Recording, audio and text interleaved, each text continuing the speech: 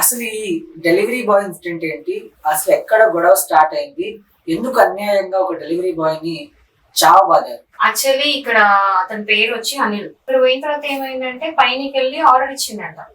Order ఇచ్చినాక order ఇచ్చేసిండు, కిందికి వచ్చిన తర్వాత ఒక ఆమె అంటే వాళ్ళ ఇంట్లో పని అమ్మాయి అనుకుంటా పిలిచిందంట బ్యాక్, మళ్ళీ రమ్మని బయటికి. మళ్ళీ ఎందుకు అని చెప్పేసి అర్థం కాక పైనకి వెళ్ళిన తర్వాత అతను పిలిచి ఏంది నువ్వు అట్లా మాట్లాడుతున్నావు, ఏమో పిచ్చి పిచ్చి మాట్లాడుతున్నావు అన్నాడంటే. నేనేం పిచ్చి పిచ్చి మాట్లాడినంటే ఎవరైతే డెలివరీ ఇచ్చిండో అతని పేరు వచ్చి ప్రసాద్.